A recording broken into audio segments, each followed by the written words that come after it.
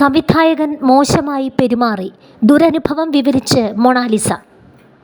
ഹിന്ദി സംവിധായകൻ സനോജ് മിശ്രയ്ക്കെതിരെ ഗുരുതര ആരോപണവുമായി കുംഭമേളയിലൂടെ വൈറലായ പെൺകുട്ടി മൊണാലിസ. സിനിമാ സൈറ്റിൽ വെച്ച് സംവിധായകൻ മോശമായി പെരുമാറിയെന്നും പലതവണ ശരീരത്തിൽ കയറി പിടിച്ചെന്നും ഭർത്താവ് ഫർമാൻ ഖാനൊപ്പം കൊച്ചിയിൽ നടത്തിയ വാർത്താ സമ്മേളനത്തിൽ അവർ പറഞ്ഞു. പൊട്ടിക്കരഞ്ഞുകൊണ്ടാണ് മൊണാലിസ സംവിധായകനിൽ നിന്നുണ്ടായ ദുരനുഭവം വിവരിച്ചത്. തനിക്ക് 18 വയസ്സാകുന്നതിന് മുമ്പാണ് സംഭവം. സംവിധായകനിൽ നിന്ന് നേരിട്ട മോശം പെരുമാറ്റത്തെക്കുറിച്ച് വീട്ടുകാരോട് പറഞ്ഞിരുന്നു. എന്നാൽ ആദ്യ സിനിമയാണെന്ന് പറഞ്ഞ് വീട്ടുകാർ വിഷയം ഗൗരവത്തിലെടുത്തില്ല. അതിനാൽ മറ്റാരോടും ഇതേക്കുറിച്ച് പറഞ്ഞതുമില്ല.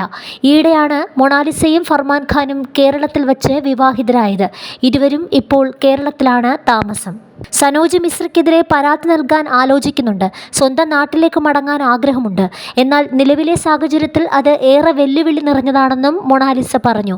പ്രണയത്തിന് വീട്ടുകാർ തടസ്സം നിന്നതോടെയാണ് പെൺകുട്ടി കാമുകനായ ഫർമാൻ ഖാനൊപ്പം കേരളത്തിലെത്തിയത്. പൂവാറിനടുത്ത് അരിമാനൂർ നൈനാർ ക്ഷേത്രത്തിൽ വെച്ച് ഫർമാൻ ഖാനെ യുവതി വിവാഹം ചെയ്തു. തങ്ങൾക്ക് വധഭീഷണി ഉണ്ടെന്നും സഹായിക്കണമെന്നും ദമ്പതികൾ അഭ്യർത്ഥിച്ചിരുന്നു. കേരള മുഖ്യമന്ത്രിയോടും പോലീസ് കമ്മീഷണറോടും മാധ്യമങ്ങളോടും അഭ്യർത്ഥിക്കുകയാണെന്നും സുരക്ഷ ആവശ്യപ്പെട്ട് അധികാരികൾക്ക് ഔദ്യോഗികമായി കത്തുകളും ഇമെയിലുകളും അയച്ചിട്ടുണ്ടെന്നും മൊണാലിസ പറഞ്ഞു.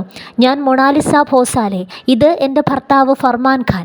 എല്ലാവർക്കും ഒരു കത്ത് സഹിതം ഞാൻ ഈ വീഡിയോ മെയിൽ ചെയ്യുന്നു. ദയവായി ഞങ്ങളെ സഹായിക്കൂ. വധിക്കുമെന്നും അംഗഭംഗം വരുത്തുമെന്നും അവർ ഞങ്ങളെ പരസ്യമായി ഭീഷണിപ്പെടുത്തുന്നു, മൊണാലിസ വീഡിയോയിൽ പറഞ്ഞു.